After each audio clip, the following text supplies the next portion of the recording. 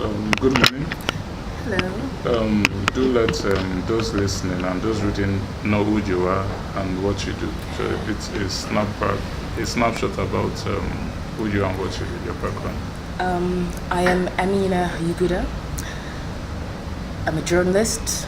I've been working with TV Gotel in Yola, northeast Nigeria since 2012 as a news presenter on TV and also a producer. I have a mini documentary series called The Real Africa, which I produce. And also, I've just been with Gotel since 2012, yeah. So since 2012, okay.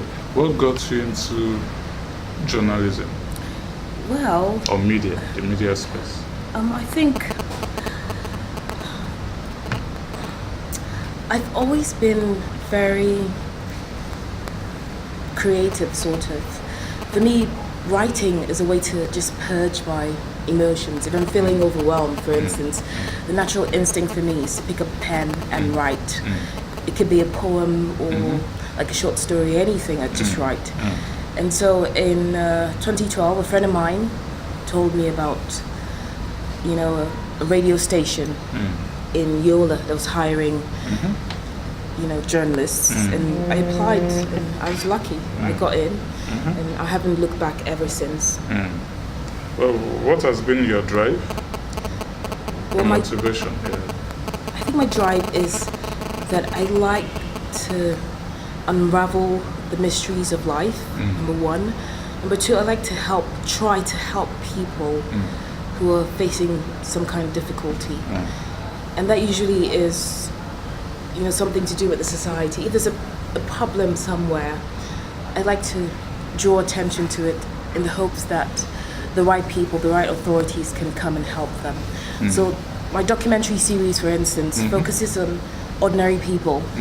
It's not about politicians, it's not about, high profile, high society people. It's just normal people living normal lives every day. So I like to try and draw attention to issues like healthcare, poverty, girl-child education, the challenges that people face every day.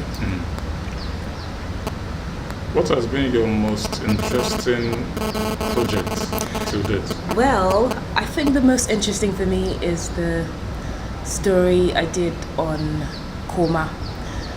What's Komla? Komla is a small community in northern Adamawa, and they live, as I would imagine, pre-colonial African societies existed.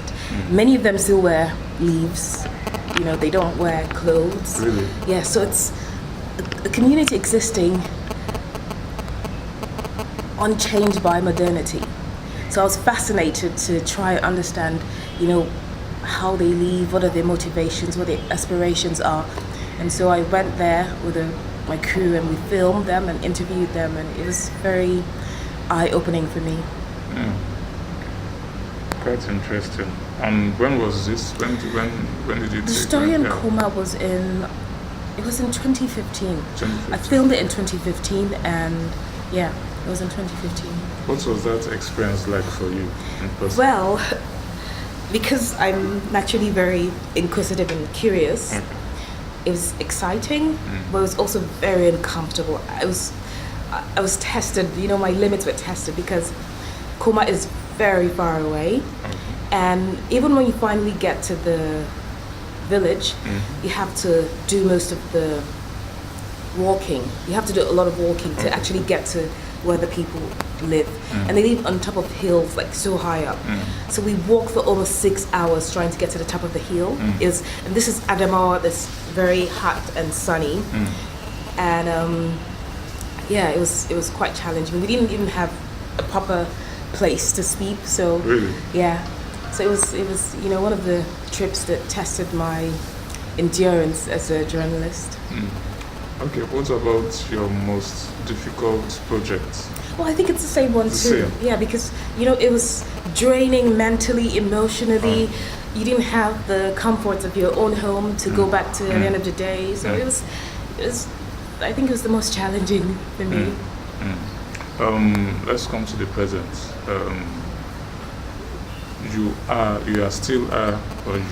presently you are the 2016, 2017 Komla Dumor BBC World Service Komla Dumor winner. When you were announced the winner, during the process and after the process, has your experience been like? Well, what has changed for you? Is this still the same Amina Yuguda in terms of experience, exposure? No, of course not. Is it a totally different thing altogether? No, it's entirely different. I mean, I've gotten so many opportunities, and more still are coming because of the exposure, because of the award. I get approached by schools, universities, but people just want to hear me speak, talk about my experiences. So, for instance, in London, I was invited by the Royal African Society to chair their annual lecture.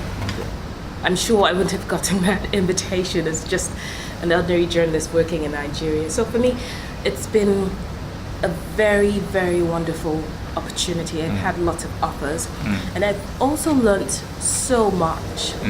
And working as a journalist in Nigeria is one thing, but getting to meet and learn from other journalists who are international, who've been to so many parts of the world to interview some of the biggest names in politics and global politics.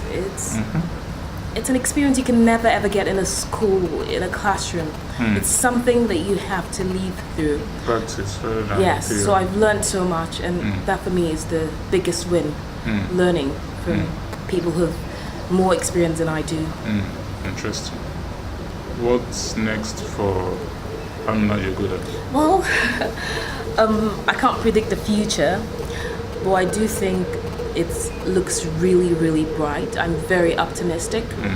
I will go back and continue to be a journalist and tell stories from Africa about Africans. And I want to focus more on a positive outlook for Africa. So that's what the future holds for me. With some of your newfound exposure, which obviously are priceless, what do you think about Africans telling? What do you think about Africa telling African stories? Well, that's the only way.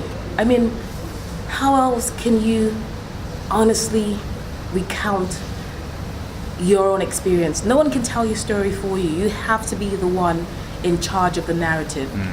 I mean, one of my favorite sayings is the narrative will always glorify the hunter until the lion learns how to write. I think it was by Chinua Achebe. You cannot expect someone else to come and tell your story and present you in the best possible light. You have to be the one telling your story. And we complain a lot about all the negativity coming out of Africa. We complain a lot about all the bad stories coming out of Nigeria, how we're portrayed. And if you really dig deep, it's not Nigerians telling these stories. People who tell these stories don't have experiences of what it is to be Nigerian, So I do think it's the best way for African stories to be told, that Africans tell African stories. And that's why I'm so happy with what the BBC is doing with the Komla Dumor Award. It's, developing African journalism and helping African journalists tell their own stories. It's not bringing in a foreigner to come and tell African stories, but trying to develop what we have here already and make it better. So that to me is just the perfect way. Okay, two final questions. The training you got at the BBC and your training which you've always gotten here in Nigeria. Yeah. Obviously, you've seen gaps, you've seen loopholes, you've seen craters and everything. Where do you think Nigeria and Africa, where do you think we could fast track the media space? In what areas do you think we need to brush up? Well, we need to be better. Interestingly, or is it holistically in all aspects? Well, interestingly, before I went to the BBC, I think the training I got here in Nigeria was superb Okay. because I wasn't daunted when I got to the BBC. Okay. These were the things I knew already. Alright. These were the things I learned already in the field in Nigeria. So I think what needs to be done is for African journalists to invest more in their art. Because journalism is an art. It's not about just, you know, doing the same repetitive stories, talking about politics. There's so many sides to our country that people need to explore more of. So I do think that journalists first need to invest in themselves, you know, cultivate a really, really good reading culture. Because you speak the way you write, or you write the way you speak. Either way, it works. And then, of course, the technology. We should invest in technology. I mean, I think the edge that the Western world has over us is that they are changing with the times. You know, they're using social media. They're redesigning the way their journalism works. There's digital revolutions going on all over the world, and we seem to be taking our time to get there. So we should invest more and focus more of our energies on adapting new technologies. Interesting. Final question, which links to something you just mentioned in your last answer. What's the title of the book you are currently reading? Well, I do really, I'm a big fan of Chinua Achebe and African classics. So I keep going back. I'm reading several books at the same time. But right now on my bookshelf is like a very obvious choice. It's Chinua Achebe and it's Things Fall Apart. Yeah, I like the classics, so I go back to them over and over again. Thank you very much for your time. Thank you.